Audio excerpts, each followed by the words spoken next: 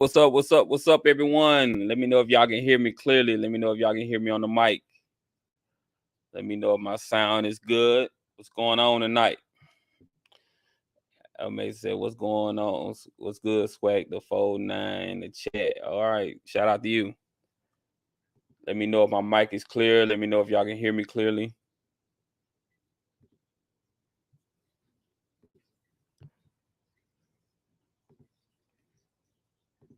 And we'll get the show started.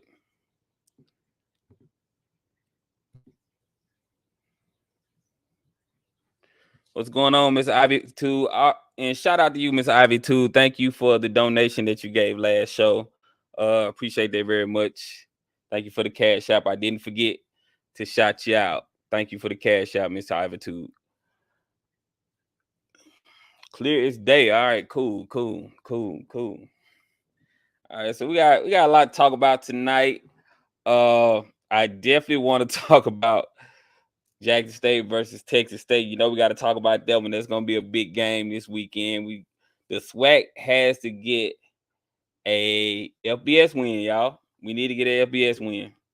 What's going on, Big Reese 86? Appreciate you tuning in. Make sure y'all hit that like button and subscribe to the channel. I'll open up the phone lines a little later so y'all can call in and get y'all input on what's going on. So I got we're gonna talk about Coach Dooley tonight. You know, Coach Dooley do y'all think he's on the hot seat? Do y'all think Coach Dooley is on the hot seat? Also, we're gonna talk about Shedeur Sanders, how Mel Kiper all of a sudden got him as the third QB going into the draft. But a couple of years ago when he was at Jackson State putting up the same numbers he's putting up now, they kind of ignored that. So we want to talk about that too. I want to know what y'all think about that. Also, we're gonna talk about the biggest story today in college football with Coach Prime and the coach from Colorado State arguing. I want to know, do y'all think this is just for publicity? Do y'all think, shout out to Cedric Walker for becoming a new member, do y'all think this is for publicity to sell the games? I kind of think this is just a marketing ploy. But y'all let me know what y'all think. We're going to talk about that tonight. Make sure y'all hit that like button, subscribe to the channel so we can get the stream out to more people, push through the algorithm. I appreciate y'all tuning in. Smash the like button. Yep, smash the like button, y'all. So what y'all think about Texas State, Jackson State? Jackson State got to win this game, y'all. I want Jackson State to win this game because it's gonna really set the tone for the SWAC. And really, it'll really be a pick me up for Jackson State because I still don't feel like they've gotten over that FAMU loss. But I feel like if they go in and beat a FBS team, that would really set them apart. And it'll kind of close the door on the Coach Prime era at Jackson State, I believe. It'll kind of turn the page on that, because that's something that Coach Prime never was able to do, was to be a FBS team. So if they was able to do something like that, I think that will really stamp the TC era. So I'm hoping that Jackson State can pull something like that off. Now, Texas State is a good team. They're a pretty good team. They beat Baylor. They have the 85 scholarships that most FBS schools have. So it's going to be a tough game. It's going to be tough for, an FCS team to beat a FBS team anyway because of depth. But I hope Jackson State can do it. I think they can do it, man. I think Jackson State they're pretty good at depth. It's just the quarterback position to me. I'm gonna be honest with y'all. I'm not sold on Jason Brown. I'm not sold on him. I know he got the win at Southern, and the Southern game was such a good atmosphere, y'all. Such a good atmosphere. I actually love that game in Baton Rouge. The stadium is nice. They have a pretty cool stadium and pretty cool atmosphere. So I like that game a lot. Can't wait to go to the one in Jackson next year, though. That one is always lit. But I'm not sold on Jason Brown, man. What y'all think? Unstoppable 25 say, I have a feeling we will win this game.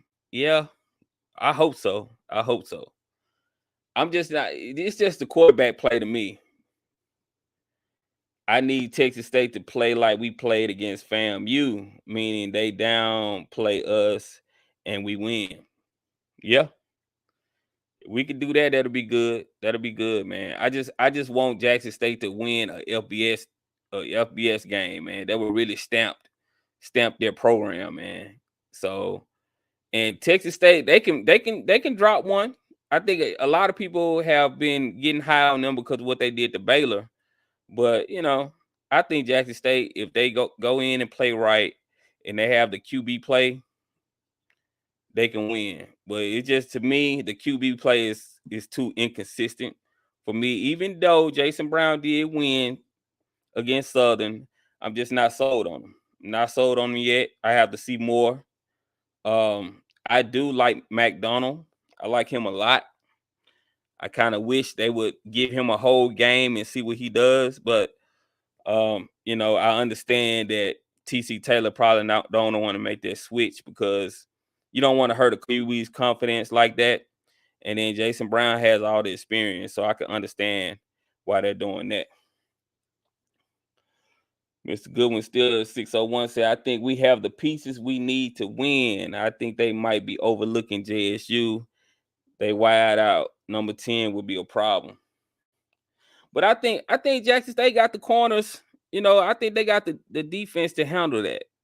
They just have to play with discipline. Because to me, all the mistakes, all the things that Jackson State have had happen to them have been mistakes. So I think if they go in there and play disciplined football, they'll be all right. From what I have seen so far, I don't think we have to have an amazing QB. The scheme that JSU runs is not sitting around throwing the ball in the air 100 times. I mean, it's some truth to that. But you're going to have to throw it some games. Some games they're going to stop the run. Herb Mulligan is not going to be able to just take over the game. Some games they're going to stop the run, so you're going to have to throw the ball. If we control the offensive line of scrimmage, we will be good. Yeah. And that's where depth comes into play because, those big boys up front, they get tired. So that's when, I expect Jackson State to play really well in the first quarter. So I'm hoping that in the first quarter, because in the first quarter, that's usually when our SWAC teams, when we go up against FBS schools, that's usually when we're doing good. We're hanging with them. And then after that, the second quarter, third quarter, that's when, we start to get tired, and then depth becomes a big factor then.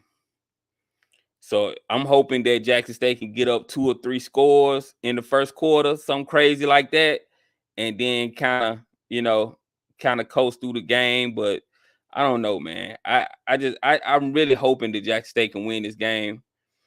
Honestly, I feel like if they had the team last year, I would feel a lot better because I feel like the athletes they had last year were neck and neck with Texas State.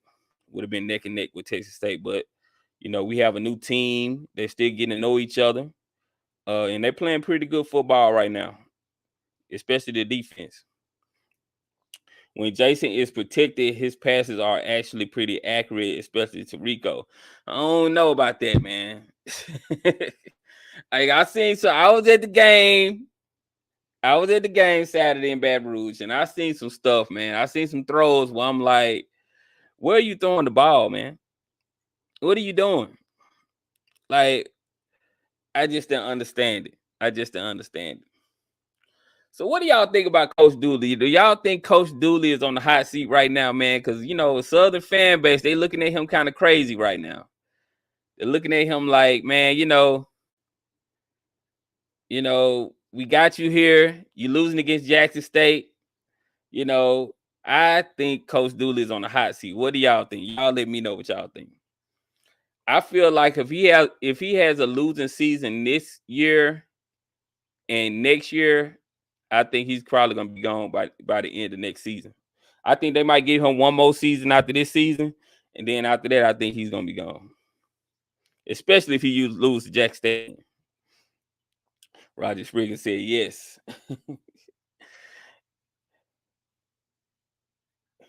Jason's protected. Yeah, man. Rico Powers is good, man. He's really good. I can see him playing in the NFL. That guy's really good. Make sure y'all hit that like button and subscribe to the channel. Thank y'all for tuning in. I believe both Noops, Dooley and Blood, are about to be run out of Baton Rouge.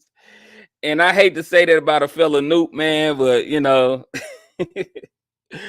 Dooley, you look like you're on the hot seat right now. Yeah, thank y'all for tuning in. Make sure y'all hit that like button and subscribe to the channel. Yeah, so I kind of wanted to talk about Shedeur, man, because you know what really made me mad or really kind of annoyed me? It's the blatant disrespect towards HBCUs from the media that I see when it comes to Power 5 football. You know, all of a sudden now, these Mel Kipers and these people like that, they all of a sudden want to say, "Oh, Shedeur is like the second, third best quarterback in college football." So, where were you guys the last couple of years when he was putting up these numbers? He's been doing this, so I just don't understand. It's just to me, it's just blatant. It's like our guys got to play for them just to get recognition, and I don't like that. I don't like that at all. You know, I wish Shedeur the best. I hope he goes first round, top pick. You know, I think that'll be a good look, and I'm pretty sure he's gonna still shout out Jackson State. He's still gonna, you know, rep Jackson State as well. But I just hate how the media is such a they play such a big part in being biased towards our schools, and I hate that. I'm gonna open up the phone line so y'all can call in. Give me 1 second.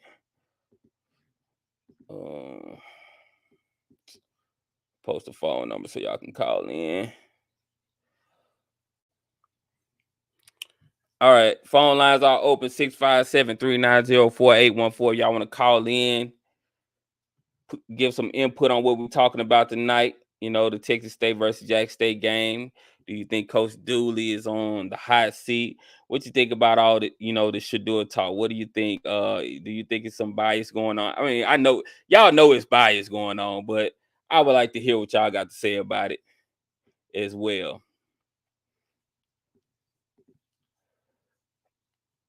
Yeah, so the phone lines are open. Make sure y'all hit that like button and subscribe to the channel. Roger Spriggan said, "Fortunately, it's all by design to keep the Power Fives on top." Yeah, man, it's like they got the system rigged, man, and they got it rigged good, man. They got it rigged good. They got the system rigged so good. But man, we just got to keep fighting, man. I just wish that we can get our platforms to be big to where we can really promote our schools. You know, we don't have a platform that got 200K, 300K followers on Twitter like a lot of these big platforms. So we need, when we get stuff like that, that's when we'll be able to really do something. Oh, we got my guy, Mr. Ford, calling in. Let's see what Mr. Ford got to say. What's going on, Mr. Ford? How you doing? Hey, man, long time no hear, man. How you been doing? I've been doing good, man. I've been doing good. How you been doing? All right, all right. Yeah. You got some good topics tonight, man. Yeah. Yeah. Let me make sure they can hear you first, I'm Mr. gonna be Ford. honest with you now. I think this thing with Texas State is uphill, man. The thing I'm looking at that I want to see is this I think his name is BJ. Let me know if y'all can hear him in the chat, y'all. Let me know if y'all can hear him. Yeah, can they hear me? Let me make sure. Okay. Give me 1 second, Mr. Ford. Let me make sure they can hear you first. Okay.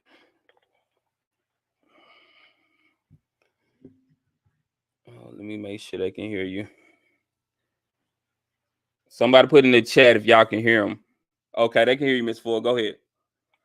Yeah, I'm looking forward to this chess match between, I think is it BJ Cams? What's the coach's name at Texas State? I think it's I think you got it right.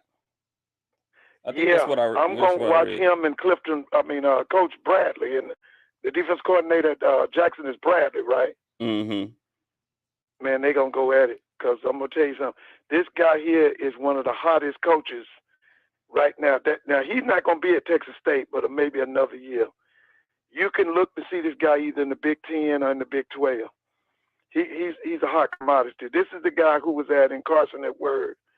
And this guy's good, man. Offensively, he studied His under... name is G.J. Kinney.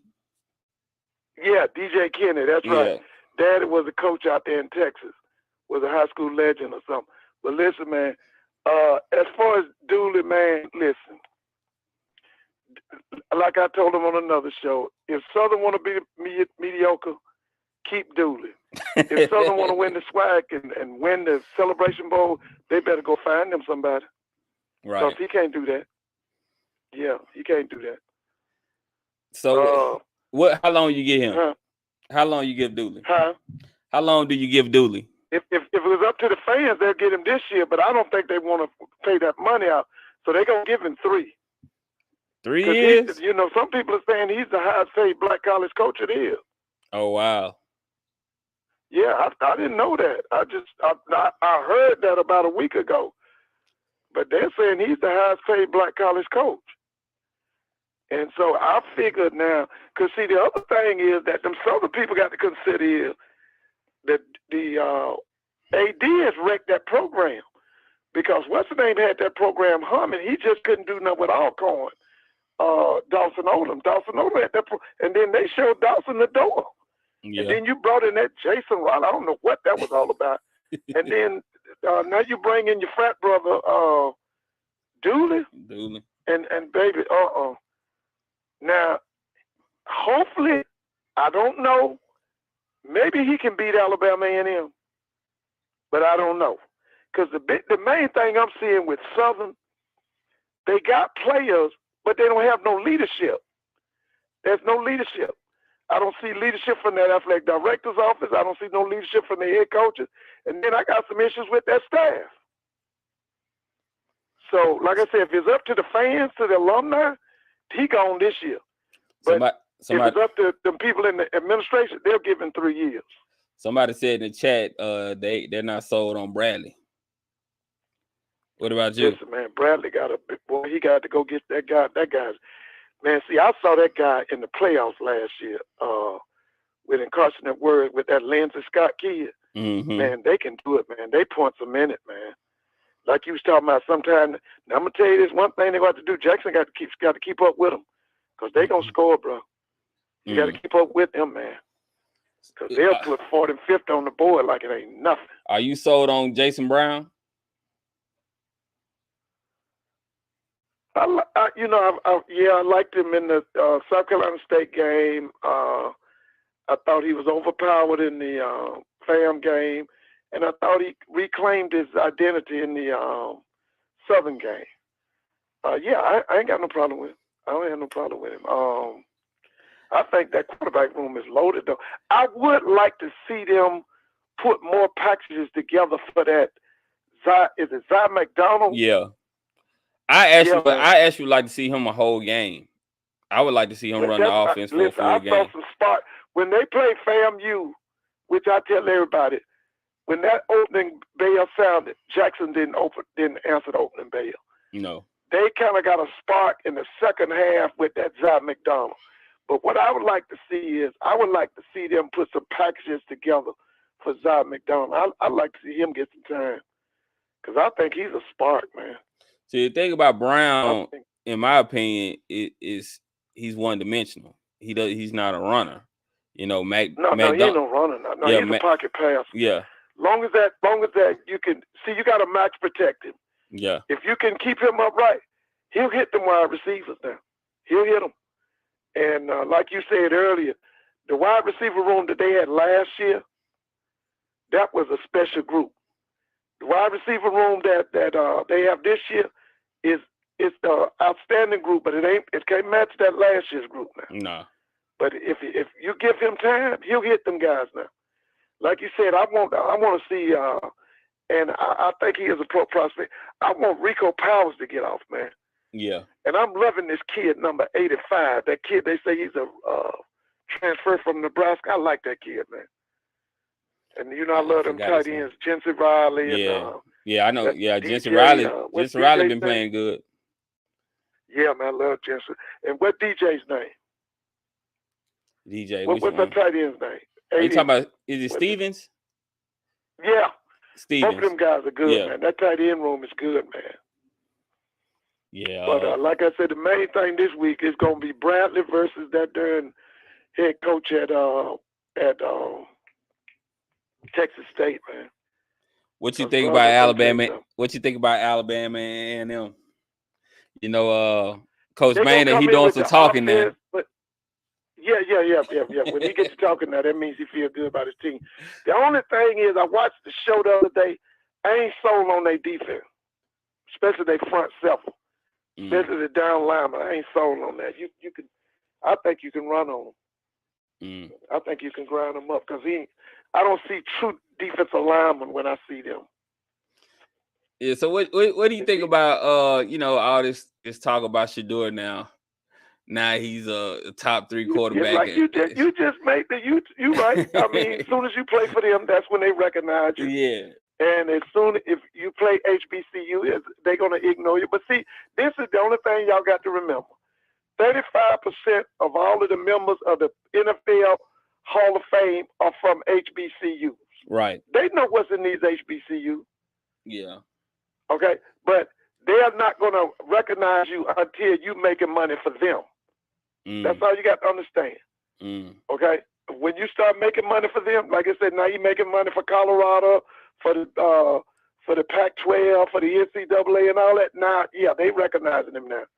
But like you said, he was doing that at Jackson State. Yeah. They know that. So I wonder. That's nothing new. That makes you wonder, like, how much would they have downplayed him if he would have went into the draft? Like, he would have stayed at Jackson State, put up the same numbers at Jackson State this year, and then went into the draft. I wonder. I'm curious to what they would have done then. Would they have tried to listen? All you got to remember, cream. Was the cream rises to the top? Yeah. That kid would have stood out regardless. All he needs is an opportunity, man. Yeah. It's a lot of them kids like that boy James Houston. Them see what Houston did last year. Mm-hmm. Okay, listen. This not the end of that. What's that linebackers y'all had last year that went to Aubrey the Miller? Aubrey Miller. Them just need another opportunity. They gonna be all right. Yeah. They gonna be all right, man. Isaiah Land, he's on the Colts. So they picked him up That's for the right. He's with the Colts. Yeah. Like I said, just give him an opportunity. They'll be all right. Yeah. I've seen some brothers go in as free agents, man, and turn them teams out. Yeah. This is one opportunity. I just wish it was a way the media, we could have our own media that's just as big and just as powerful that can really highlight our HBCUs. Because see, that's the thing about it. The On3s, the 24/7 sports, all these platforms on Twitter with 200, 300, 400, 500,000 followers, they're pretty much just promoting Power 5. And so if we had our own that's why platforms, we got you. Yeah. Well, listen, that's why we got you. That's why we got Doc. Y'all got to speak. What's that boy, Tyler Cardinal? Yeah. That's y'all. Yeah. That's y'all's endeavor, man. Yeah. I don't know if you need to stay separate or come together, but listen, y'all is all we got. We got to go with y'all. Yeah. Whatever y'all do, that's what we got. Yeah. That's how it is. Whatever y'all do, man, because y'all are our voice.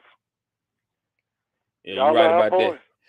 Y'all, the phone lines are open if you want to call in 657-390-4814. You want to talk about the Texas State game. Pretty much the topics tonight, we was talking about Shedeur Sanders, the Texas State versus Jackson State game this weekend. Who do you think is going to win?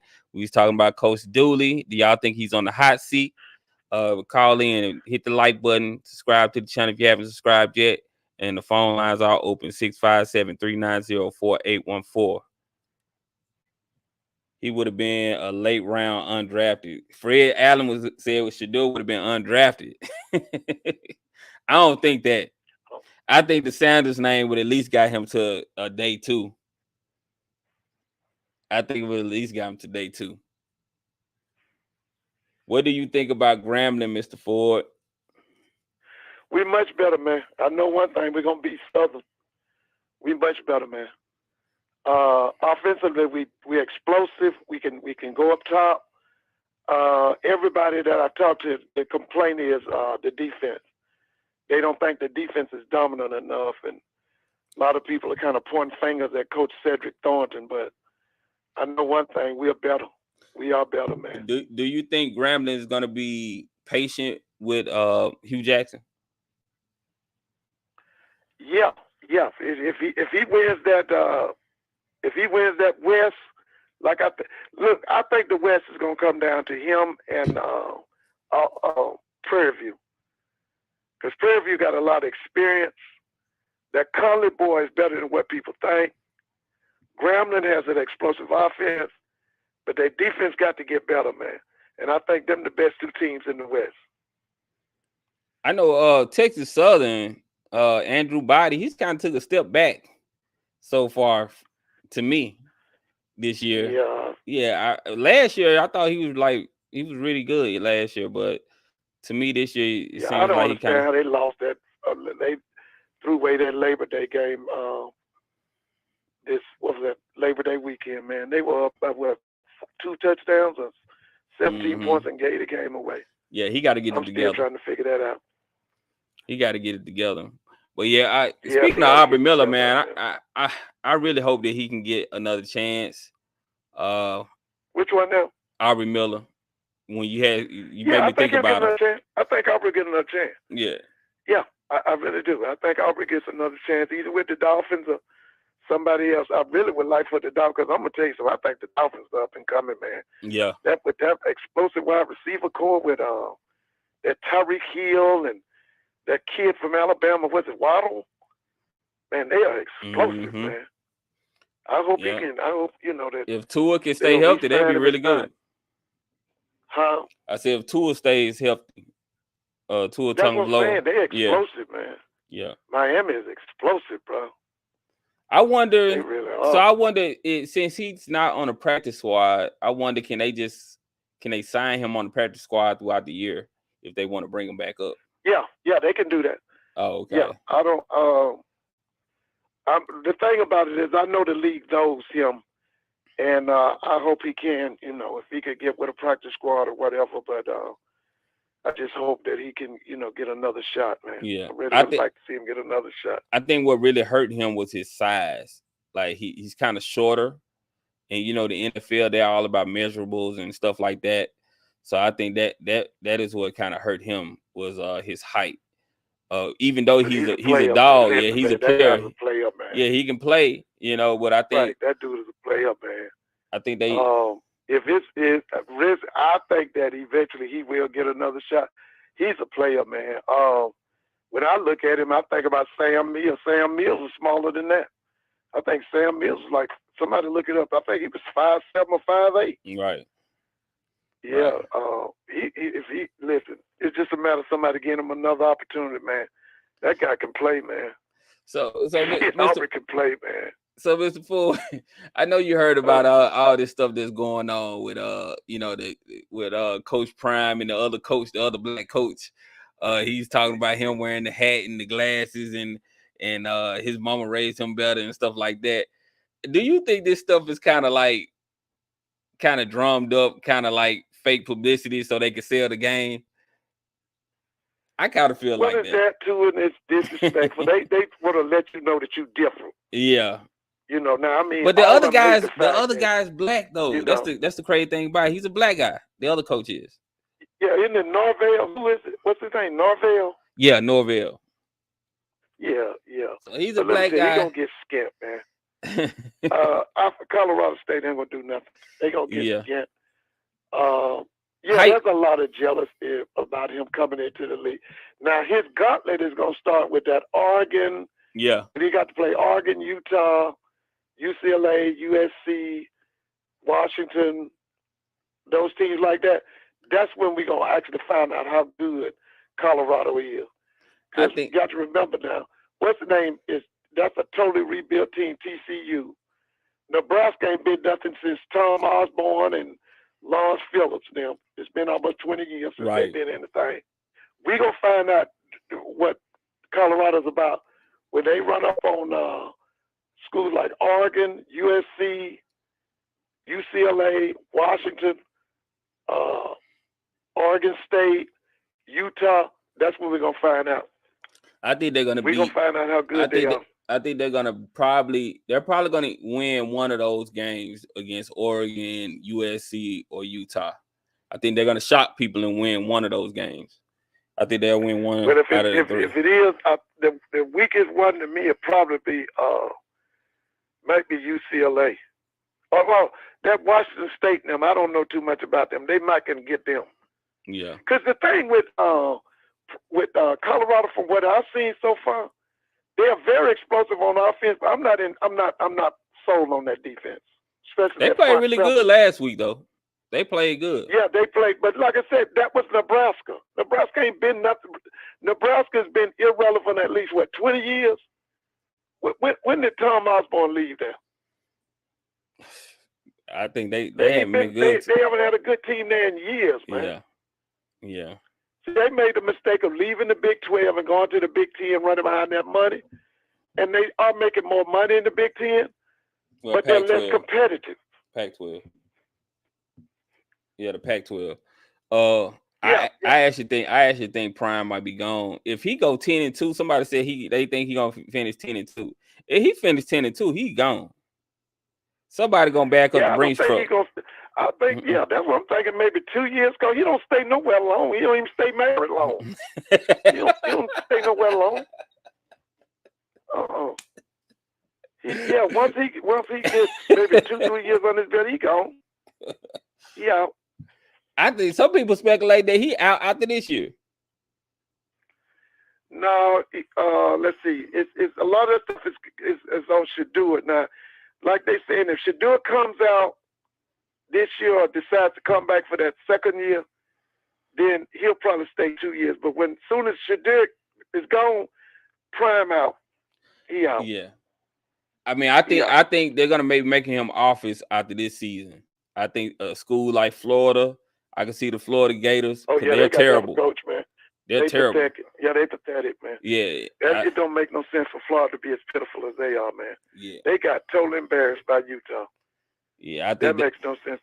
Now, see this guy you talking about here. You talking about that guy at Texas State? He'll turn Florida around.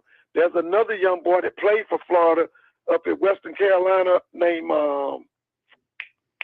he was a quarterback, Kerwin Bell. Kerwin Bell and them ready to go big time, man. They ready to go big time. But this guy they got down in the pier, Florida too big for him, man. Yeah, I just think that they're gonna throw whatever kind of money at Coach Prime, because when you think about it, you're gonna make it back. You know, they got their tickets, people reselling their tickets for $500 now. Yeah. More than NFL games. Like, that's crazy. Oh yeah. That's crazy. Oh yeah. So yeah, I mean, I wouldn't be shocked if a school like Florida, don't be shocked if Texas A&M get rid of Jimbo. Yeah, you getting all these 5 stars at Texas A&M, and he not doing nothing with them. You got all this money, NIL money floating. He won a national championship at Florida State. I was never impressed with him. And I've never been impressed with Jimbo. He been living off that ever since. Yeah, I've never been impressed with him. Ever since. Y'all, the phone lines are open if you want to call in. 657-390-4814. Phone lines are open. 657-390-4814. Hit that like button. Subscribe to the channel if you haven't subscribed yet. Mr. Ford, you going to any games this year? Yeah. Let me see now. Wait a minute. Let me see. I thought I was going to get to that Southern Alabama State game down in Montgomery. Hopefully I can catch a game down in Bragg at Tallahassee. I had really wanted to see Alabama State, but after this mess, they let Miles College come in there on their yard and beat them. I don't know what's going on with Eddie Robinson's program. I thought they were going to be really good this year. And he let Miles College come in there and beat it. But for what I'm hearing, the second quarterback is the kid they need to start. Somebody said he's staying until Travis leaves. I don't know, man. Like, Travis is gonna be fine. Travis will be fine. Gonna be there for 3 years. Yeah, but Travis has to play next year. because Young played that's he right. played at Jackson State 1 year. He's playing in Colorado this year, so he has to play another year. So a lot of people saying that Coach Prime not gonna leave because he don't want to leave Travis. But if they offer him $10 million a year, come on now, he got to go. Oh yeah, listen, man, he got to go. He ain't gonna stay in Colorado no more in 2 or 3 years, and he gone. I told y'all, he don't stay nowhere long. Folks speculating that he might go to the Cowboys. They try to get Shedeur on the Cowboys. I wouldn't even doubt it, man. He claims he wants to stay in the college game. Yeah. But I don't put nothing past Prime. I don't put nothing past Prime, man. Make sure y'all hit that like button. One of them, subscribe to the channel. We call them prosperity preachers. That's what he reminds me of. You know, his whole thing about do you believe and all that stuff. He like them prosperity. You know, he lies, but his lie is not important. What's important is do you believe his lies? That's Prime. Somebody said Shedeur can't transfer again unless he graduates. I think Shedeur's gonna be gone after this year. It's no point of waiting and risking the energy. I really, to be honest with you, it would be best for him to come on out. Yeah. It would be best for him to come on out. He's hot. Yeah, he hot this year. He's probably gonna be in the Heisman race. He's probably gonna be, one of the top 4 guys for the Heisman. What, 3, right? Number 2 or number 3. Well, everybody's thinking that boy gonna repeat at Southern Cal, Caleb Williams, but they got Shedeur like number 2 or number 3 in the Heisman race. Yeah, and I don't think has anybody ever won it back to back. I don't think that's ever happened. Yeah, Archie Griffin won it back to back. Okay. Yeah, so I don't think he's gonna win it back to back. Now, did Roger Staubach, didn't he win it back to back? Well, yeah, that's back in the day. I'm talking about the modern day. Yeah, I don't think nobody's won it back to back in the modern day, and I don't believe Caleb Williams. Archie Griffin won it in the 70s. I think he won it twice. He was at Ohio State. He won it twice. Yeah. I can see Shedeur winning it. He got the publicity. You know, they're gonna be they're gonna watch it. You know, First Take is going to the game this weekend. Oh yeah, they listen, man. They are hot, man. Yeah, and you know, merchandise is hot. It stay in the stands is packed. Everybody talking about them. I don't know if y'all have heard this. I don't know if y'all have heard this, but Stephen A. Smith said that he's gonna take First Take on the HBCU tour, where they're gonna tour the biggest rivalries in HBCUs. They're gonna go to our games and have the First Take show at those games. That's what he said now. Oh, okay. I don't know how true it is, you know, because him and Shannon are both HBCU graduates, so he's saying that he really want to push on for HBCU. So we're gonna see what he does. Let's see who this calling. Hold on, y'all. Okay. What's going on, caller? You live? Talk to me. SB, how you doing, man? It's good to hear from you, Mr. Ford, again. This is your guy, Chris Tapp, out of San Antonio, Texas. How you doing, brother? Doing good. Hey, how you doing? Hey, guys. I just want to, well, first of all, I know it's been since last football season, but I'm glad to hear that you two brothers doing good. I want to comment on something that Mr. Ford said, SB, as well as you. Now, SWAC Buzz, the comment, you were asking me, you're asking the people about how we feel about the Colorado State making a comment he did about Coach Prime. Well, first of all, I want to say to the Jackson State people, we have to support Coach Prime because there's only so many slots in HBCU college football for black coaches. So we need him to do good. That way we can get more head coaches and black coaches on those staffs. But make no doubt about it, guys, I still think he should have stayed at Jackson State. That's number one. Number two, how I feel about a SWAC Buzz, all skin folk ain't kinfolk. I think it was very distasteful. I think it was very disrespectful. And for him to come from, I don't know if he's mixed or what, but the bottom line is one of his parents is black. Yeah. Which means he has at least a black grandmother. And that's very distasteful. Now, Mr. Ford, when you said, they got beat by Miles College, last football season when I called in, I played at Langston. That's the whole thing about HBCU college sports. Yeah, you look at the SIAC or you look at the CIAA and you look at the MEAC and the SWAC, but it's all HBCU college, football. We beat Texas Southern, we beat Pine Bluff, we beat Grambling when I was at Langston, but we never beat Grambling. We beat Texas Southern and Prairie View, but we never beat Grambling. So, Mr. Ford, I would never say beat by Miles College. They are Division II, and between Division II and Division I AA, the talent difference really ain't that different. It's more or less ACT scores and grades.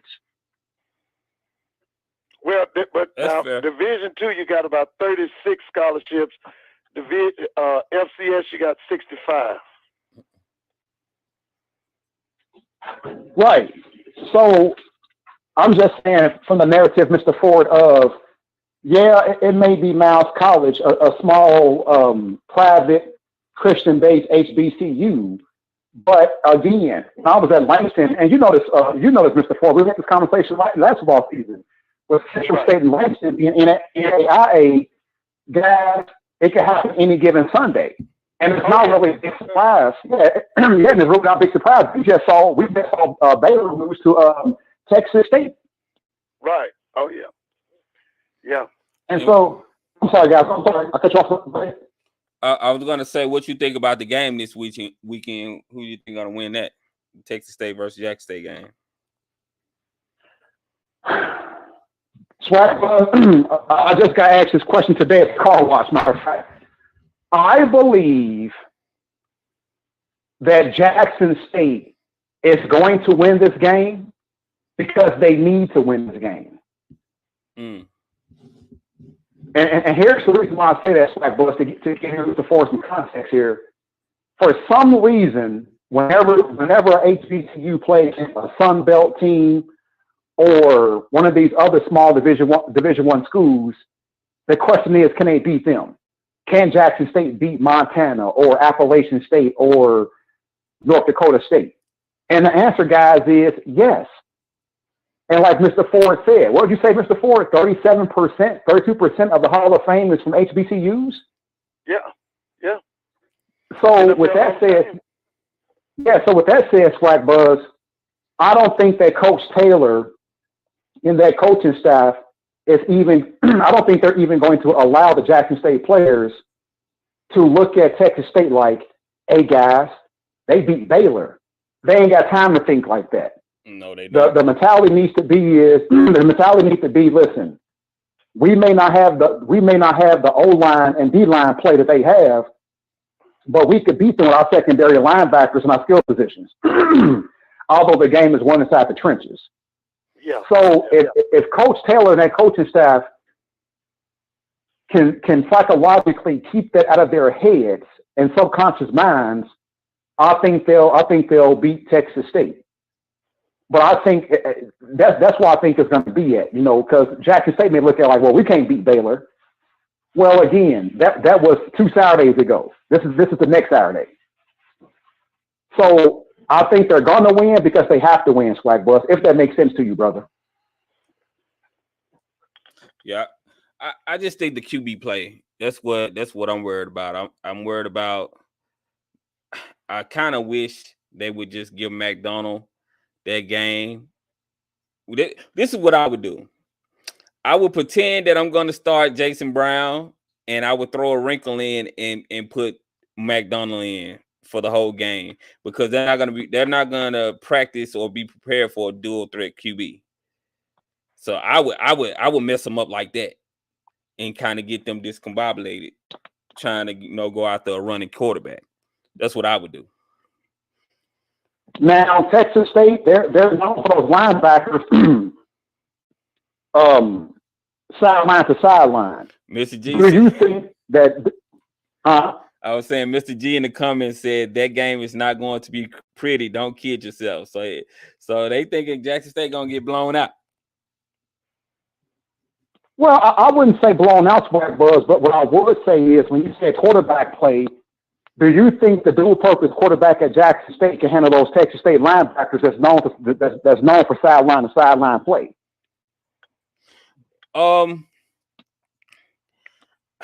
I think he's shifty enough I think he can handle it. But see, the thing about it is, I don't believe Jackson State O-line is going to be able to give Brown a time to be accurate. And Exactly. I don't like the way he throw when he's on the run.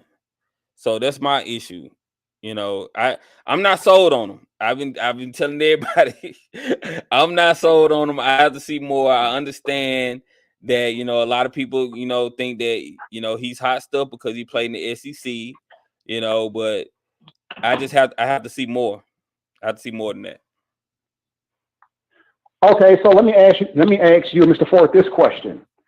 I don't trust Jackson State's line play against their line play, but Mr. Ford and SWAC Buzz, old school football, if you just keep on pounding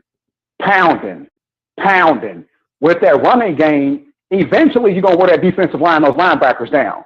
Do you think that Jackson State have the running backs and fullbacks for that?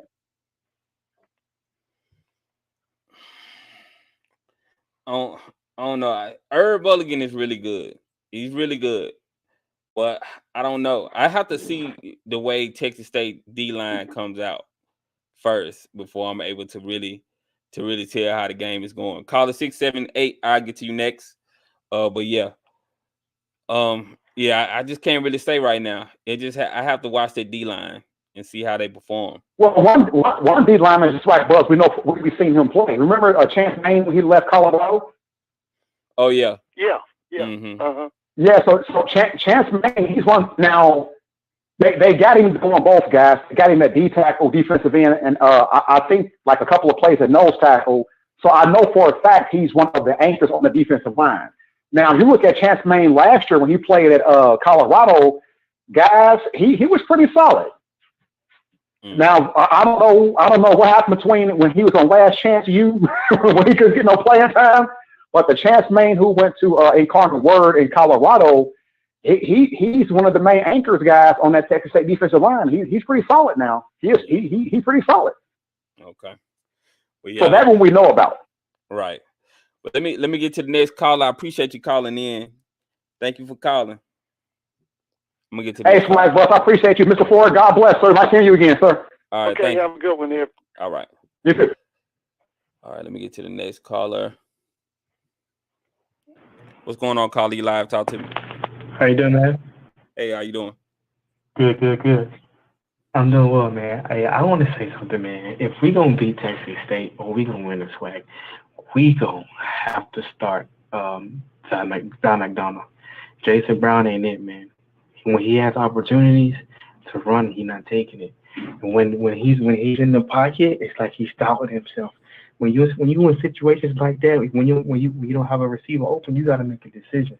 And I just don't see that full effect of a quarterback in Jason Brown. John McDonald is our guy, and if not, we gonna go with Philip Short. You know what I mean? We got that, by all means, Jason Brown can get it done, but he's just gonna need some help at some point. So he agrees with me, y'all. John McDonald should get the start. John McDonald should absolutely be the star because he bought John McDonald in.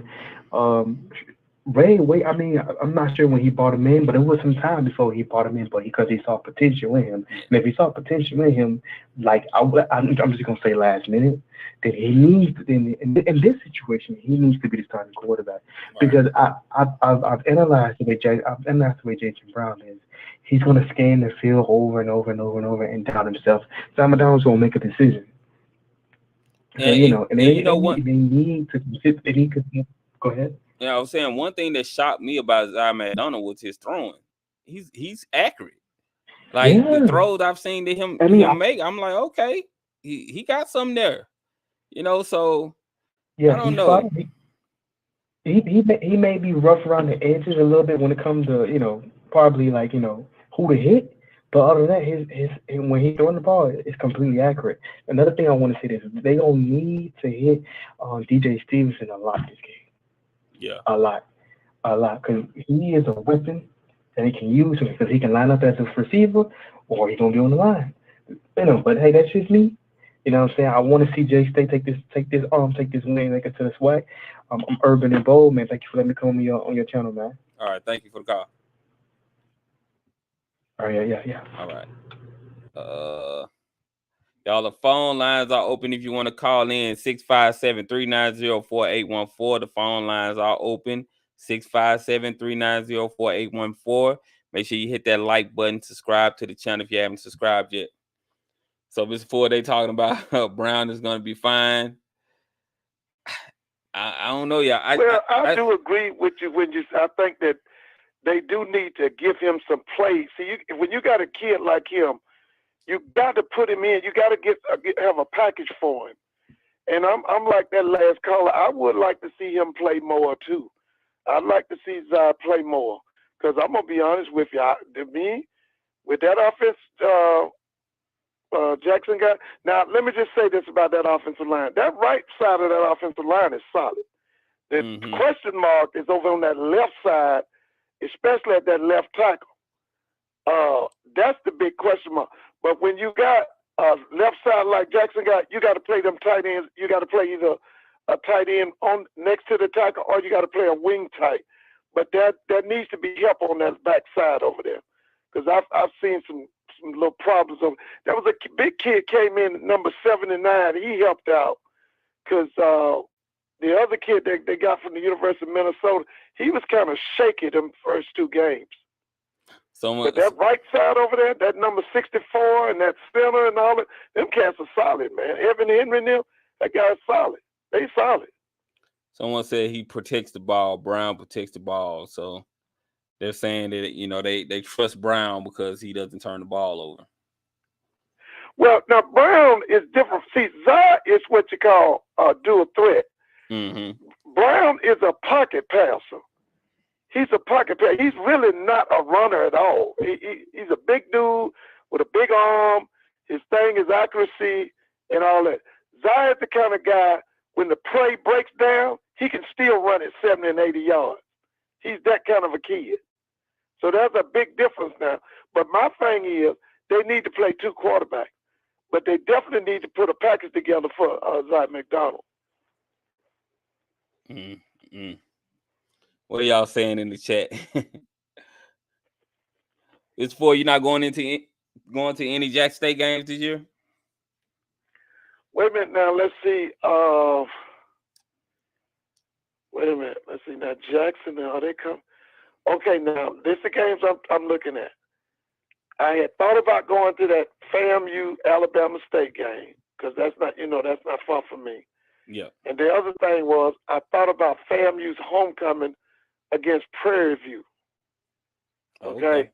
And let's see who this is. Of course, I want to do the Celebration Bowl and whatever. I know those three right there for right now, because I really believe that FAMU Prairie View game could be really a preview to the SWAC championship. Right. Let's see who this is calling, Mr. Ford. Let's see who's calling. Hold on. Okay. What's going on, caller? You live? Talk to me. All right. What's up, man? This is FAMU KJ calling. Listen, man, I don't know if you had a chance to watch our game against USF. Yeah, I seen the highlights. Yeah, I was at the Southern Jack State game. Okay. You could see, man, that was definitely a game that we could have won. I think we had some issues there with a couple times on defense. We kind of gave up some fourth down, passes, 4th and 11, 4th and 10. We playing 10 yards off the ball and then backing up and got them pinned down, So, but overall, I thought we played a good game. Still got to tighten up on some different things. But as far as the SWAC, man, that should be complete dominance. From what I saw and from what the SWAC has shown, we have some deficiencies there, here and there, but the SWAC isn't good enough to really expose it. And so we should go undefeated in the SWAC and really should win the Celebration Bowl. I'm not sure what may be coming out of Morgan and Central. Yeah, but, Morgan looked pretty good. As good. far as our dominance, that should be the trenches.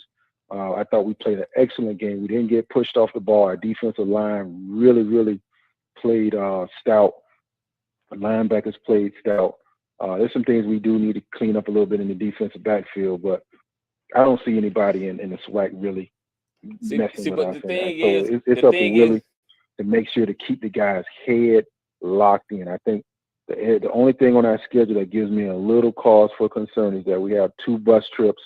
I think one out to Mississippi Valley, which is about 10, 11 hours. We actually stay in Memphis when we go out there, and then we turn right back around and go to Southern, which is about a 6 hour bus trip back to back. So no guys. And you go to Texas Southern. Don't you go to Texas Southern? Yeah, but that's a flight, and also we got a week off. So we got after those 2 trips, we got a week off to go to Texas Southern. So I just feel like fam, you gonna drop one of those games, man. I just got a feeling like fam, you going they some gonna go wrong. I'm gonna tell you now. I'm our biggest critic. I will get on us, but there's a certain talent gap that even on our days of not playing well, running the football, that always special teams. Those are kind of the things that will, for some reason, I don't know why the SWAC doesn't do that, and Willie has been very smart about. Even sometimes when you're struggling on offense, if you're crisp on your special teams, those are kind of different things that can make up for that. So, and for some reason, the SWAC just does not do those things to make you a complete 3 facets type of football team. So, like I said, it's SWAC or bust. I mean, Celebration Bowl or bust. And I don't see anybody really stopping. I think we're gonna probably end up hosting the SWAC championship game, either Alcorn or even we may have a repeat of Prairie View when they come to play us for homecoming. That might be the most vanilla game you probably ever see in a because somebody may not want to show too much, and maybe looking at a repeat later on and after Thanksgiving with that game. So who knows? I'm not sure with Alcorn. What they're doing, but I think all roads about to come to Tallahassee. Well, I would say this about FAMU. From what I've seen offensively, FAM should average 40 points a game, but your quarterback is too erratic. Musa right now is just, to me, if he don't get his set together, I could see him being benched. Because like you said, I watched the highlights from that South Florida game. If Musa was on, they would have won that game. You know what, Mr. Ford? This is the thing. He does better with a somewhat of a hurry-up type of offense to get him in a certain kind of rhythm. Right. And I think we saw that, but then Willie will come back and then try to establish the run game a little bit. But he's got to get him. He's got to learn to get him in a rhythm, get him going. The middle is always. We finally starting to use our tight ends. We're finally trying to use the middle a little bit more. And then he's not locked in on that one receiver from Smith from last year. So I think we had about 10 different receivers catch balls. So all those things are good. Yeah. And also using the back out of the backfield.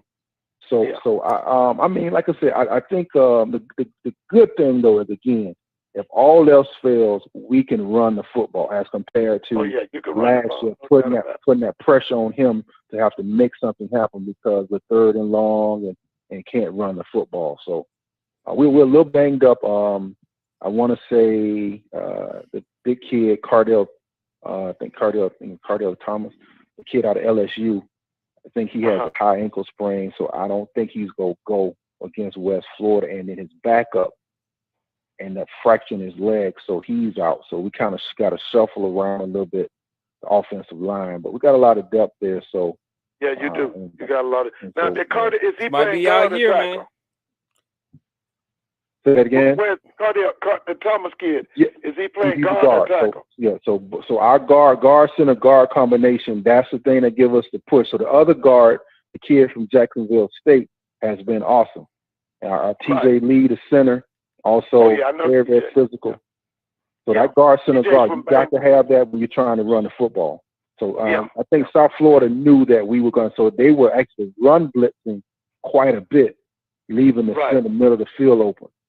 So other teams may try that, that may be something they may try to do, to run blitz it from that point. So, but like I said, again, I don't see anybody in the SWAC really. Alabama State got a good defense. They come in next week. That's the game y'all need to worry about. That'll be a trap game. The offense to win. That's the trap game for y'all. Alabama State is the trap Alabama game. State at home? At home? Yeah. No, not at Bragg. I think that's the trap game for y'all. Don't y'all can't sleep on Alabama State now. They still can play. No. We're not gonna sleep on them, not at all. But no, they're not gonna come in and brag and beat us.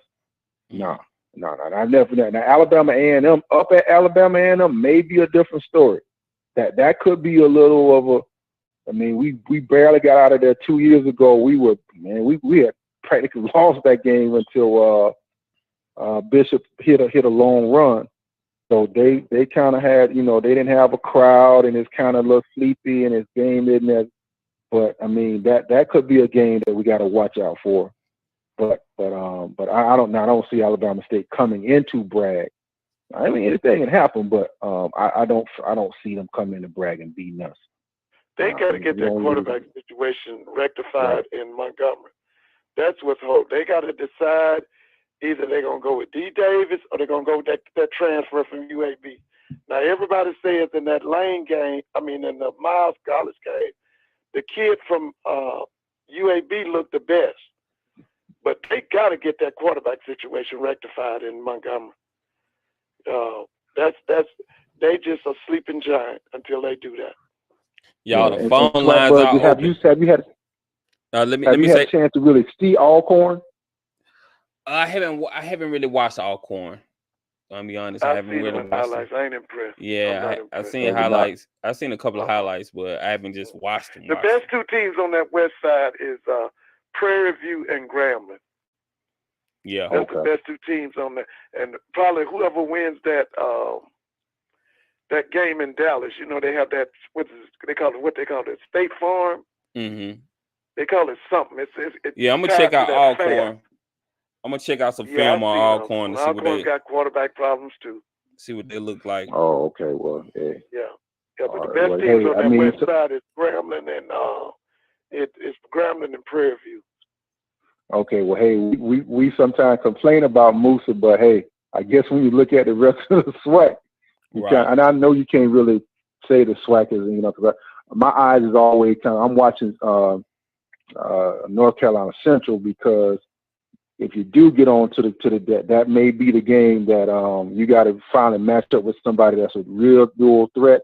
If you hadn't had a chance to get in some type of certain reps against a really good quarterback, it can come as a shock to you to have a guy who can run and throw it. And so let's see. Hey man, appreciate you taking my call. All right, thank you. This shockwave that's being sent by Morgan State. You knock off the Richmond Spiders, and then you almost knock off, who was it, Akron? That's the team everybody's keeping an eye on right now. Is this Damon Wilson program from Morgan State. Y'all, the phone lines are open if you want to call in, 657-390-4814. Hit that like button, subscribe to the channel if you haven't subscribed yet.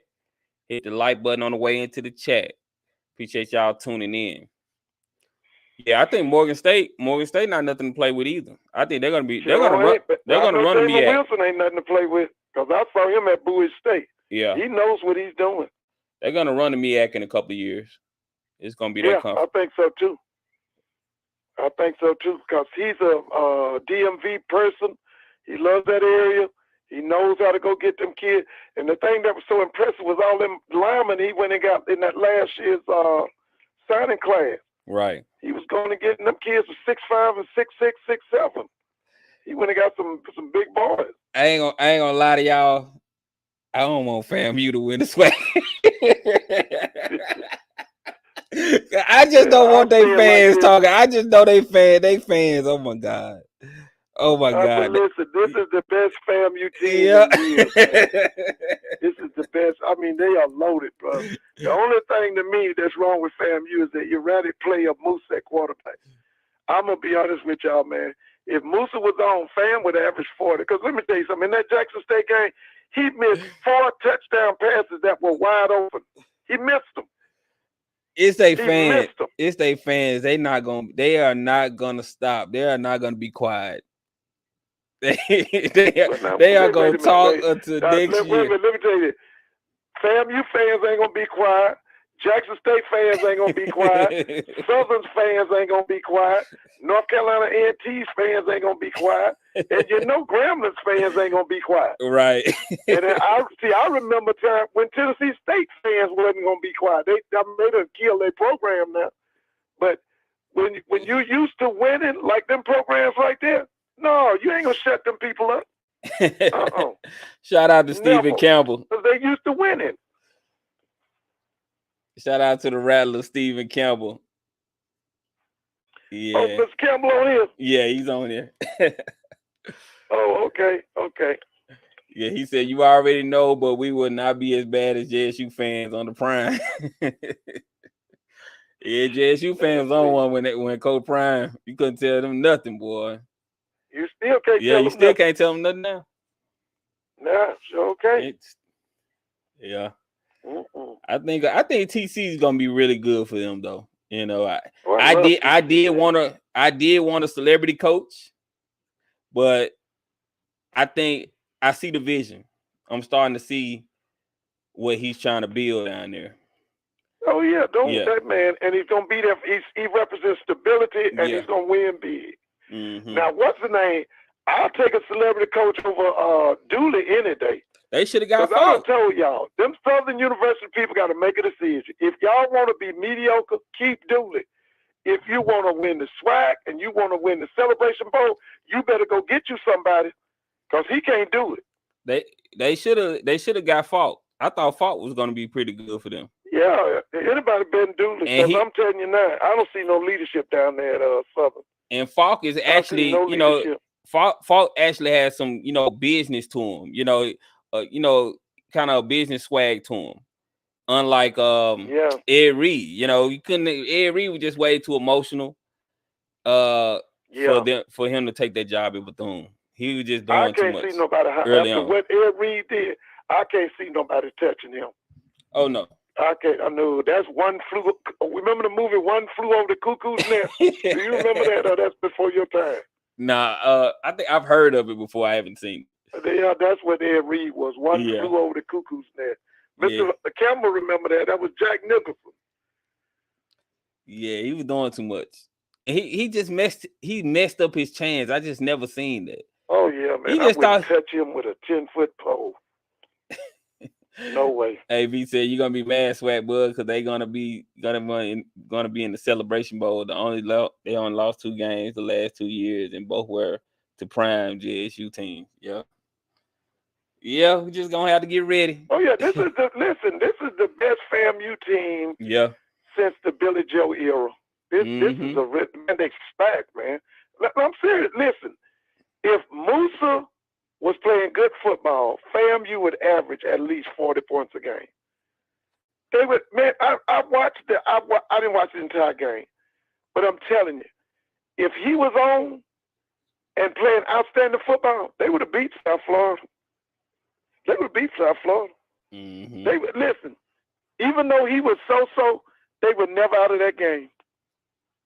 I think they were never out of the game. They was bragging about Alabama. Alabama was talking about FAMU, saying that FAMU played well against USF, because I guess they play USF this weekend, and you're talking about Alabama.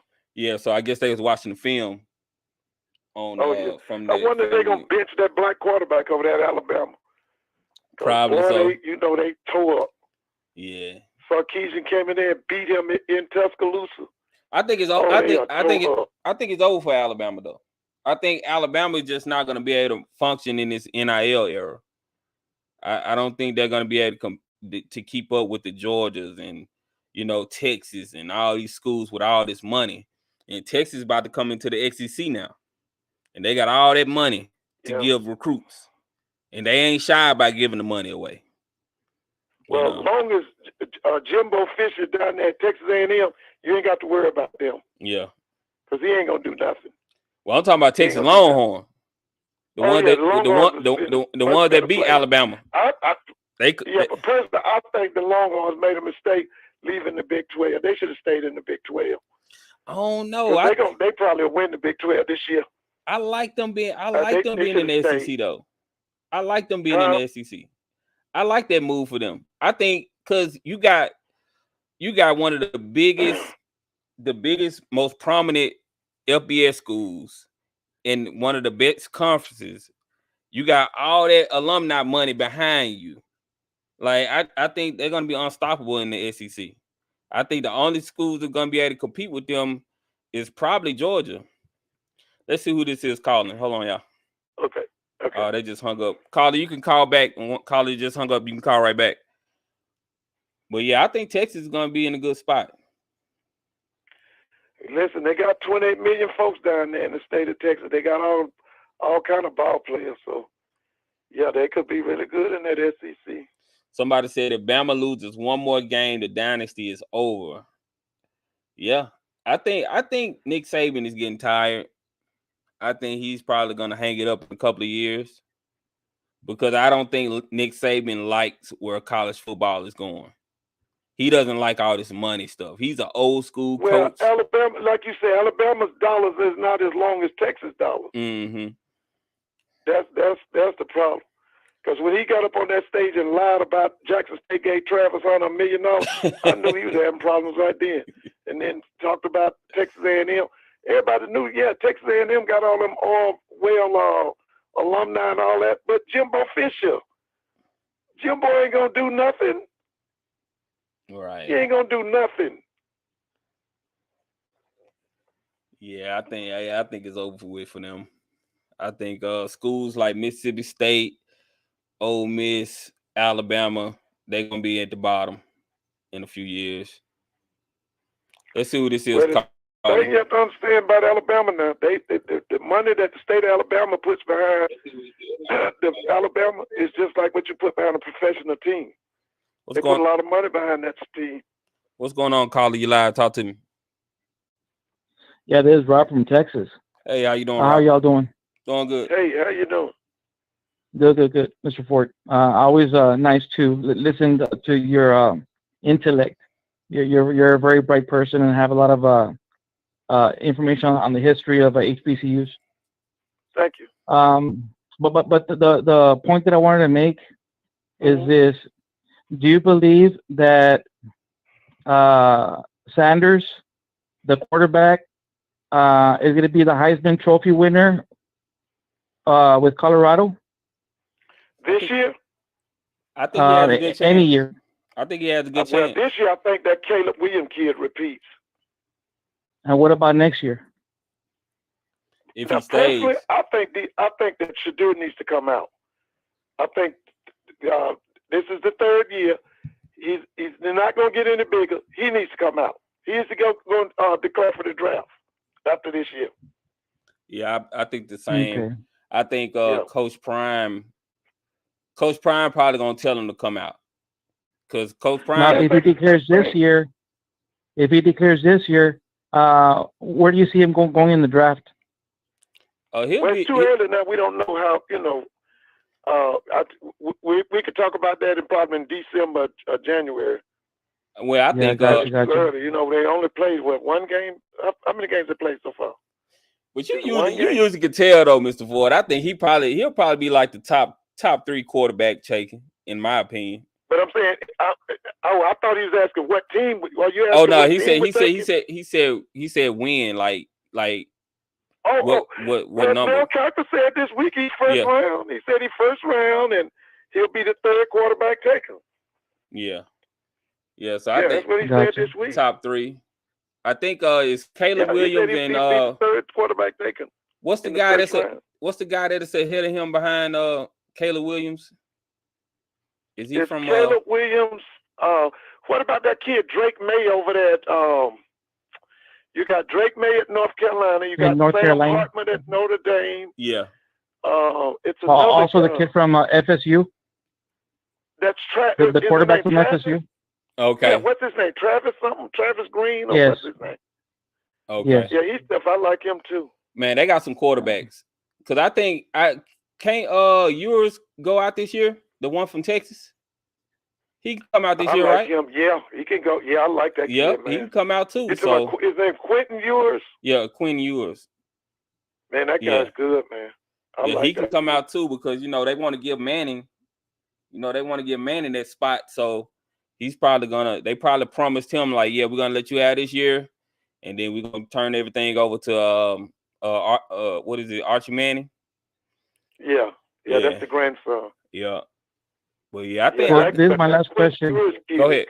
Go ahead. This is my last question. When it comes to Coach Prime, now they're giving him full reins in Colorado to do whatever he wants to do, but he's getting underpaid. Do you think after his son leaves, do you think he'll go to either Florida or A&M, or do you think he'll stay there in Colorado? No, he's leaving. Yeah, I don't think he's gonna stay in Colorado. Giving him maybe 2-3 years in Colorado. He's out. Yeah. Where do you think he's going to? I think Florida. Like you said now, I don't know where, but if he's successful in Colorado, somebody's gonna pick him up. Yeah. I can't see him staying in Colorado no more than about 2 to 3 years. I think this year, and the main thing is when Shedeur leaves, he's gonna be ready to go. Yeah. So let's say he's successful. If you were to put a bet, where do you think he'll go? I think Florida. I think he's from with the Gators. Yeah. Or with Miami. No, the Gators. No, Miami's doing good. Miami's not gonna need a coach, but Florida's gonna be desperate. Texas A&M. Yeah, the Florida Gators, they're gonna be desperate. Yeah. And if it'll be the Gators. They got a guy that I still think they should consider. The guy that's at Western Carolina, he's a Gator grad. Kerwin Bale played quarterback for them under Charlie Pale. He's doing really well. He's won a D2 national championship, offensive-minded. Because this guy, they got Napier, that job's too big for him. That job's too big for Napier. He's going to be out real soon. But I'm thinking they should look at Kerwin Bale. This guy that y'all going to see this week, that's the head coach at Texas State, that guy ready for one of them Power 5 jobs. He's ready. Someone said because of Coach Prime health issues, they don't see him staying in Colorado because of the cold weather. Yeah, I don't see him. Health issues. You know what? Even without that, I don't see him. I think it's a stepping stone to something else. Yeah. Okay. Well, I definitely appreciate the time that you all gave me, and I hope you have a wonderful night, Mr. Ford. All right, okay, have a great night here. Thanks. All right, let's get to the next caller. This might be a repeat caller. What's going on, caller? You live? Talk to me. Hello? What's going on, caller? You live? Talk to me. Okay, so yeah. So I see that we're talking about Travis. I mean, we're talking about Shedeur, but we never get a chance to actually discuss his brother Shiloh. I think Shiloh, when he do declare for the draft, I think Shiloh's going to go like 5th or 6th. Why? Because I feel like Shiloh has the potential, but we haven't seen it yet. We've seen him knock head. We've seen him do some damage at South Carolina. We've seen him do some damage at Jackson State. But can he compete in the Pac-12? There's a difference. I mean, he been leading them in tackles. Go ahead. He led them in tackles in the first game, and he was the second leading tackler in the second game. So he's been doing his thing. What's the other guy? I mean, if I'm not mistaken, I believe I heard this other guy speak before about Shiloh. Because some people say that you got to bench Shiloh, and somebody else said that you don't bench Shiloh because he's gonna go anyway. Somebody in the comments say Shiloh's not an NFL player, but I believe he is. Yeah. He just has to have that moment where he's gonna like his dad said, that dog won't come out of him. But we waiting on it though. Honestly, I think Shiloh has improved because I've been watching him, and he's starting to wrap up now. Like when he was at Jackson State, he didn't wrap up like he's doing now. He was doing a lot of shoulder tackling. He's starting to wrap up when he tackles now. So I think he's been doing good. I mean, I don't think he let one play loose yesterday. I mean, not the other day when they played Nebraska, and I think that was his only mistake. Really, he let one. I think it was the running back that ran for that touchdown. Nebraska running back. Well, I think that was the only mistake that he made, but he's been playing good. Somebody said Shiloh is just playing because of his dad. As a former defensive player myself, I'm just gonna say I think Shiloh can go like in the fifth or sixth every round. I want to see him in the NFL. I want to see what he can do, man. Actually, it may sound like I'm not on this side, but I'm on this side, man. I'm rooting for him. He deserves that same shine as Shiloh. I mean, that same shine as Travis and Shedeur. But we gonna see, man. Thanks for letting me come up here, man. All right, thank you. Yeah. Well, let me say this now. Now, that college, what he just said. You can't mention Shiloh the same thing with no Travis Hunter and Shedeur. No, we ain't gonna do that now. Now I like Shiloh too. I like the way he hit and all that. But Shiloh don't need to be mentioned with no Shedeur and no Travis Hunter. No, we don't need to do that. I think if we're playing, we're gonna lose credibility doing that. And if we don't sit here and be so-called journalists, people got to believe what we're saying. If you're sitting there mentioning Shiloh in the same sentence with Travis Hunter, see, ain't nobody gonna believe nothing we say. Because he's not on Travis Hunter's level. No, I don't. Who said that though, Mr. Ford? You talking about the caller said that? The same shine that they get. No, I would have never. He's improved, but no. Yeah, he's improved though a lot. I've been watching. He done improved, but he ain't no. He ain't no Travis Hunter now. he ain't up there with no Shedeur now. I don't think nobody's a Travis Hunter. I think Travis Hunter is a different beast. Dude. I think he's a different beast, man. He's gonna be one of those Hall of Famers when he goes into the NFL if he stays healthy. Like I see that for him in his future. I see they giving them trucks, Ford trucks, and everything. I seen on his Twitter, he tweeted out that I guess he got an NIL deal with Ford, and they gave him one of those big. They got an NIL deal with Kentucky Fried. I saw a commercial the other day. The whole family. Yeah, I was talking about Travis.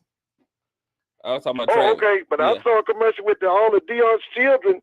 Looked like they were doing a Kentucky Fried Chicken commercial. Somebody said, does anyone think Mata, the kicker, miscalculated transferring from JSU to CU to now play as backup to Jace Feely? Yeah, I think he should have stayed where he was at.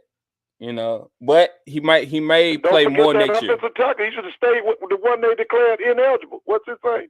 Jace Tyler Brown. He should have stayed his behind in Jackson, Mississippi. Yeah. Also, what is it? Willie Gaines, he hadn't played. I don't think he's played. And probably won't play. Yeah. So yeah, I think some of those guys. Now Savion Wilkerson, he did a good move because he's been getting a lot of play. So yeah. This is Shiloh left arm on the phone. What they say? Somebody said this is Shiloh's left arm on the phone. they talking about the way he tackled. Jace Feely's a senior, so yeah, Mata will play next year. So he's probably just gonna stay there for next year. Okay. But I'm telling y'all, if Prime had the opportunity to go to Florida and they back up the Brinks truck for him, I do not think he's going to stay in Colorado. I think he's going to be gone this year, and he's going to tell Travis, hey, man, just keep doing your thing. You going to the NFL next year, just keep doing your thing. I don't know. I don't think he will pass that up. I could see him. I mean, if they offer him Florida, he ain't going to turn that down. Yeah, because you're going to get 5 stars. Anything in that SEC, they ain't going to turn that down. He's going to be able to get 5 stars in every position if you go to Florida. Oh, yeah. He's going to have resources. Florida is one of the largest universities in the South. Yep.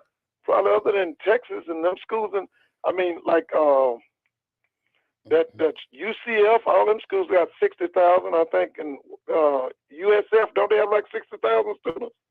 Yeah, I think USF is big too. Big school. And then University of Florida is probably the largest school in the SEC, other than probably Texas. When Texas comes in, Bob Brown always talked about Florida being a sleeping giant. Right. And he's not going to want for nothing. No, he would not want for anything. I'm quite sure, he'll take that job. And I know Travis is his son. Is his adopted son, but I think he's not going to pass that up for Travis because Travis going to be straight anyway. He'll be straight anyway. You know. Deion's main thing is get Shedeur in the NFL. That's his main thing, and then they go from there. And the main thing is get Shedeur in that NFL. And they both might go in this year. If Prime goes to Florida, he would get 6 stars. Right. Yeah. Right. Because I mean, they got everything. They got the resources. They got the location, the stadium. They got everything. They got the alumni money. They got everything they need. Uniforms. Oh yeah. The popularity. You know, they got everything. All they need to do is just win. Florida. Well, the gauntlet starts next week, I think. Isn't it Oregon? So they play next week. They play Oregon, and then they play USC. Oh, that's when the gauntlet starts. Yeah. We're gonna see a lot. Then they got Oregon State too, and that defense and all that. Because, like I said, when I saw them, I see the wide receivers, I see the running backs, I see the skill people. I'm just not, with that front 7 on that defense. I'm not sold on them yet. Right. I'm not sold. I got to see more. AC said UF fans are hardcore. Deion is a brand, so UF will hire him in a heartbeat now. But I'm telling you now, Deion wants the Alabama job. I don't know if Deion wants the Alabama job, because the thing about it's going to be too much expectations to live up to at Alabama. I think at Florida, you had Urban Meyer, but he only won two championships at Florida. That's more attainable than what Nick Saban has done at Alabama. So I think he will much rather go to Florida. What's going on, HBCU Overdrive? Make sure y'all go subscribe to him, man. He's a good brother doing good content. Appreciate that. Alabama will never hire Deion. No, I don't see it. Hey, man, you know what? With the Celtics down there in Florida, I don't know if Florida hired. Yeah. Shoot. But Florida has had a black coach before, though. They had Charlie Strong. Well, hold up. Was it Charlie Strong? Yeah. He was the defense coordinator. He was the head coach at Texas, right? Yeah, that's right. He was the head coach at Texas. Yeah, and Louisville. Okay, yeah. Florida just got a new facility. It's nice. Yeah, man. Somebody said UF would never hire Deion. Okay, we'll see. You know how much money they making off Deion right now, and you think these other big schools not seeing it? Colorado making money hand over fist off Deion and his family. Yeah, if what's the name, no producer, UCLA might come after. What's that guy's name? Used to be the coach at the Eagles. What's his name? Prime out of LA. I can see that. I can see him out of LA. What's that guy's name? Chip Kelly. Chip Kelly. Ain't been impressive out there at UCLA, to be honest with you. And they going to the Big Ten too. Yeah, that's what I'm saying. I think if LA came calling, he'd probably go out there. Stephen Campbell said Charlie Strong was never the head coach at Florida. They wouldn't give Charlie Strong the job because he was married to a white woman. Wow. Right. Yeah, that was always the thing on him. Well, yeah, he was Urban Meyer's defense coordinator, and he left there, I think, and went to Louisville. Well, he had Teddy Bridgewater in Louisville, and then he left Louisville and went to Texas. Well, any of those sabotage this program. Any of those white schools got to understand if you're gonna hire Coach Prime, all your culture, you're gonna have to do away with that because he's gonna bring in black culture. Colorado has completely. He's gonna bring in hip hop culture. Yeah. Well, yeah. He's gonna bring in. You can say that. You can say that's black culture. That's not black culture. Yeah, that's black culture. So he's gonna have a lot of black coaches around. Most of his staff is gonna be black, and a lot of hip hop people. Yep. He's gonna bring in Snoop. He's gonna bring in the boy here. What they call him, Rose.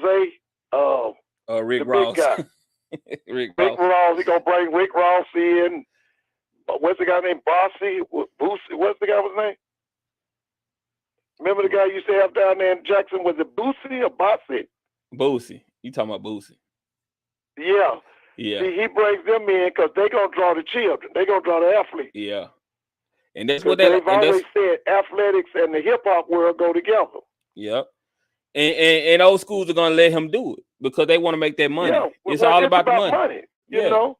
What they see them black athletes, they are commodities to be exploited. You know, they're like resources, you know, like gold and diamonds. Oh yeah, I seen that Stephen Campbell, he said that about the Alabama fans calling the Texas players ghetto and gay slurs. They were telling them they need to go back to the projects and all that. That's just what it is, man. You're gonna have to deal when you go to those deep South schools like that. A lot of them are racist, come from racist families. When you're on their campus, they feel like you're just here for sports. You're only here because you play football and you're there for their entertainment for them. Yeah. That's what you are. You're entertainment for them.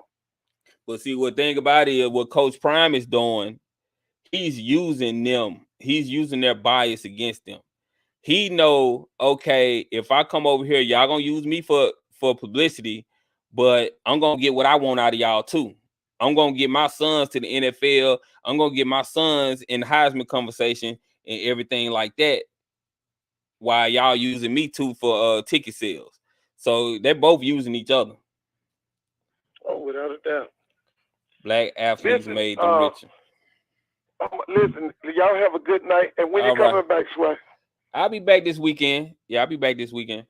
Right, wait, Saturday or Sunday? It might be Saturday night. It should be Saturday night. Okay, after the game?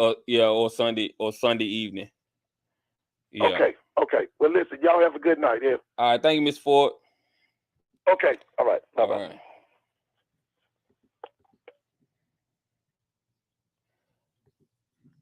Someone said just sad to see this stuff. Yeah, I mean, if Jerry Jones drafts Shedeur, he would give Deion a front office job. Shoot. Oh yeah, if that happened, man, imagine Shedeur at the Cowboys. Come on, man. That would be crazy.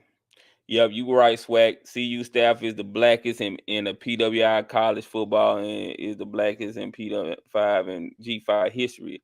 CU got a bunch of black analysts, college control assistants. Yeah. Yeah, and so if he's probably going to have all that squared away before he signs on to anybody. He's going to want full football control. He's probably going to tell Florida, hey, I got to have control over everything. I got to have control over who I hire, who I fire, you know. Southbound says, SWAC, you doing a watch party. I'm not sure.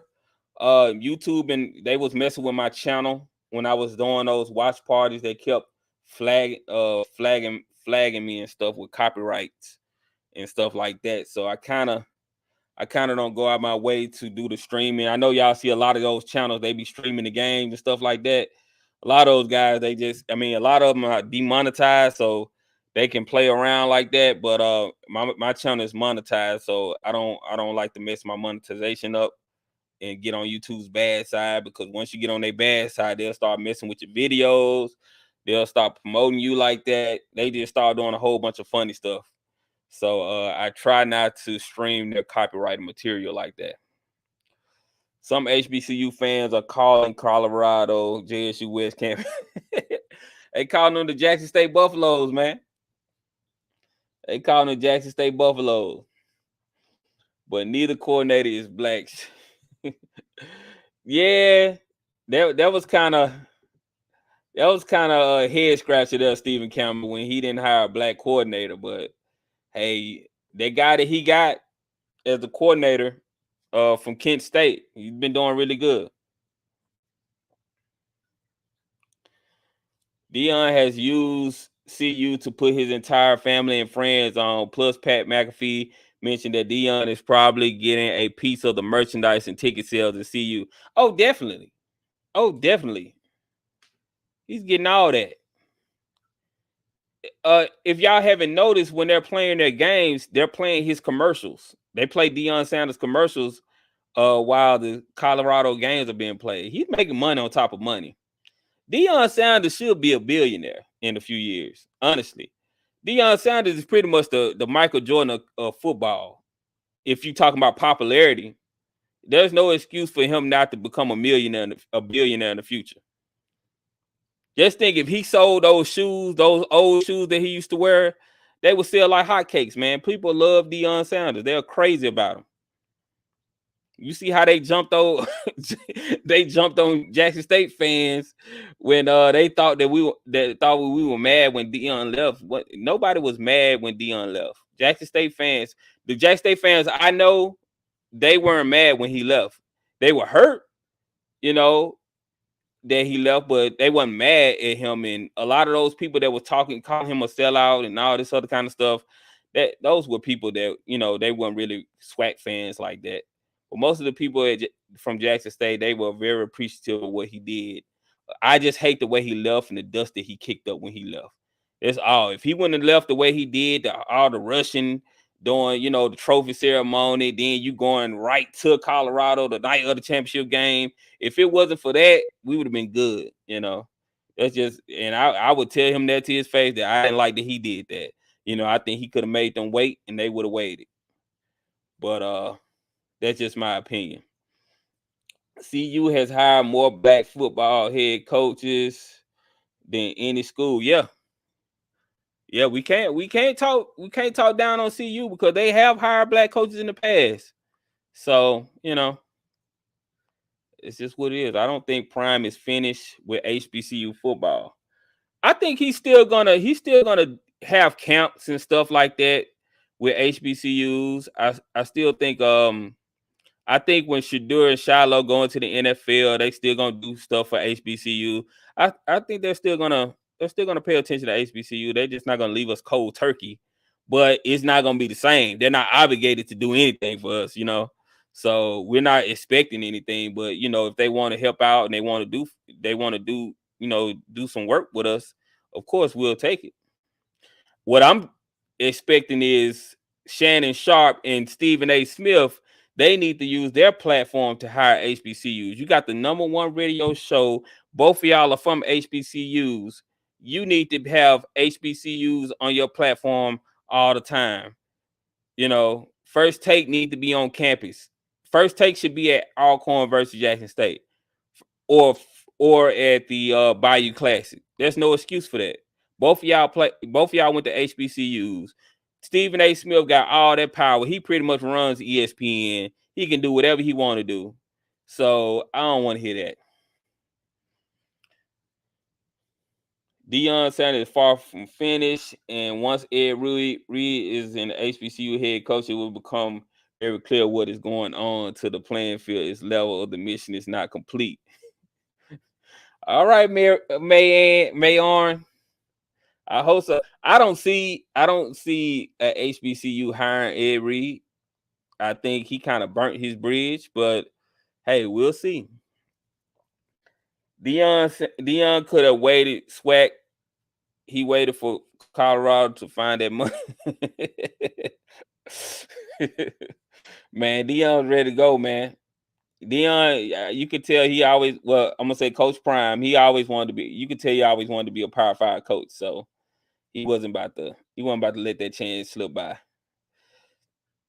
At the end of it all, it's all about the money, and there's no money in HBCU, to be honest. There can be, though, AC. There can be money at HBCU football. We just got to get the business straight. There could be money. We got so many people coming to our games. We got to up our ticket prices. We got to use our culture. We got to start having the celebrities at the games and stuff like that. That's going to increase the popularity. We got to use what we have over the PWI institutions. We have our culture. And we have to tap into that. So, yeah, HBCUs can have money. Of course, we have the governments in these states. They're hating on us. They don't want to fund us. But, I think if we get the business better, we do better business, I think we'll be all right. And plus, if we take marketing and you know, the way we promote our games, if we take that to another level, I think we can increase our money. Deion still has fans thinking JSU cheated him out. See, when I see stuff like that, I sometimes I comment on it because I see another YouTuber called O'Shea Duke Jackson. Hold on, we got a call. He has a big platform, and he's always saying stuff like, he's always running with the lies that went on during that time. And it's like, you have this big platform, start spreading these lies about HBCUs. Hold on, y'all. Let's see who this is calling. What's going on, Caller? You live? Talk to me. What's going on, SWAC? But it's Gabriel. How you doing, man? Hey, Gabriel. How you doing? Long time, dog. You been good? Yeah, I'm good, man. I'm good. Okay. I'll make this short and sweet. Now, I heard everything you said. Okay, first off, my guy, what's his name? Mr. Ford? The one that said all the mess about Prime? Which one? Oh, Norville. Norville? Yeah, Norville. Jay Norville. Yeah. Okay, see, now his he got an alligator mouth and a Hummingbird tail. Right. Mouth right check, yeah, the butt can't cash. You know what I'm saying? Right. All right. So that's he just gave Prime even more reason to drop the boom on him. Okay. Now the thing with Jackson State, you kind of hit on the point. Now they really should have did that. Ready to take a prize and stuff like that. They really should have did all this when Prime was there. Yeah. Because when we had the momentum going, when we had all the press that Colorado was getting, Jackson State was pretty much doing the same thing. Right. And like I said, only problem with getting celebrities and stuff like that, TC Taylor is not. He ain't Prime. He's not. Yeah. He's not a one of those celeb coaches. But like I say, you still gotta try to do what you can to get that money going. And Jackson State, let me know what you think about this. Jackson State need to do the same thing TSU did. Jackson State need to sue. All the HBCUs, especially Jackson State, about the state government, Alcorn, huh? Yeah. You talking about sue the state government for the underfunding? Right. Yeah. Okay. Right. Exactly. Because that's the only way that they're really gonna get their money back and try to come up again. Yeah. But what you think about that? And I'm gone. All right. Appreciate it. All right. When it comes to that, suing and stuff like that, that's gonna take years. But I think all the HBCUs should be trying to get as much money as they can, because we're owed it. They owe us. They have been taking our money and giving it to these PWI schools for the longest. So they definitely owe our HBCUs, which is the reason why we're behind the 8 ball. So I definitely would like to see more HBCUs do what Tennessee State did. And even with Tennessee State, they kind of still lowballed them. They didn't get them all the money that they owed them. They only gave them like $250 million, I think. And they owed them like $500 million or something like that. So it's just a hard thing, man. I mean, it's a fight that we got to just continue to make us think about and pretty much just put out there that, hey, we're not backing down, and give us what you owe us. Let me read the comments. When Deion came to JSU, he didn't say that he would just show us the blueprint. He said he was going to level the playing field. But I kind of feel like that was when he didn't think he was ever going to get a Power 5 job, though. I felt like Deion felt like, okay, if this is where I'm going to be, I'm going to make my blueprint and my mark here. And so I don't think he ever thought that he was going to get a Power 5 job that fast, and Jackson State was going to go undefeated 2 years in a row. I don't think he thought that was going to happen. But when it looked like it was going to happen, and he looked like he was going to be able to get these big schools calling him, I think that's when his plan started to change. Because as you can see, when he got when he got the tight end coach to come down there, he got the Vikings old coach to come down there. When I seen that happen, I said, oh, okay, it looked like he positioning himself to move, because there's no way these white coaches are about to come to a HBCU and coach if they don't think something in the future is about to happen. So once I seen them come down to Jackson State, I kind of figured something was going on. Deion said Colorado won't play JSU. They asked him after they hired him. I think they'll play in the future. He'll get him a game if he stays there. I don't think Deion's gonna stay past this year, though. I'll be shocked. And he definitely not gonna stay past next year. So I feel like Colorado is trying to milk the Deion hype train for everything they got right now. He hold on, I just was reading this comment and went by. Hey, he told the truth about the poor choices of the administration and presidents and stealing money, because that's what they were doing. I don't think they were stealing money. That stealing money thing, that's false. That rumor is false. And so a lot of people took that Earn Your Leisure clip and they kind of took it and ran with it as him saying that they were stealing money from him. But he was kind of giving it as an example. If you watch it back, he was kind of saying that as an example, not being actually literal that Jackson State was stealing money from him. From my understanding, Jackson State has gave him every dollar he was owed.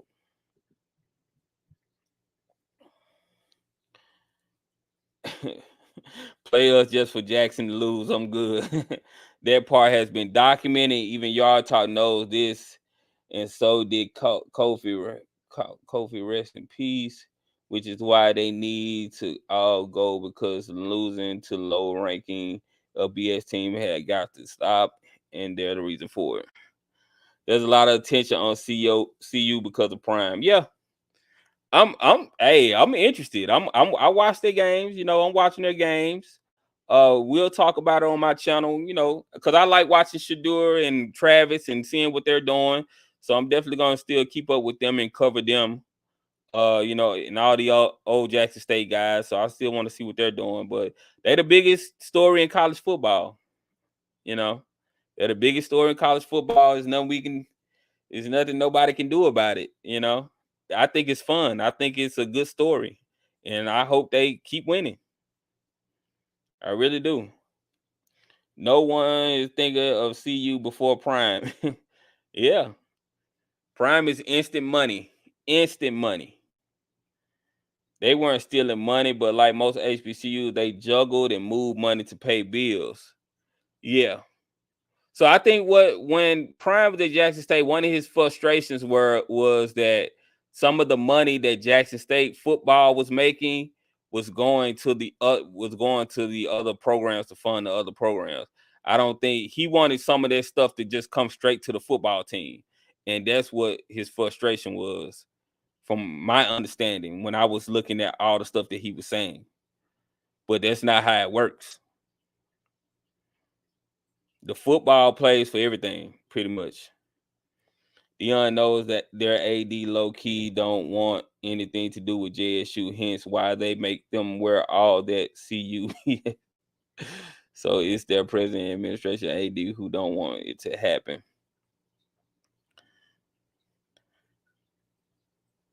I don't know. You could be right about that, because I kind of felt like after the first week, they kind of stopped talking about Jackson State or mentioning Jackson State too much.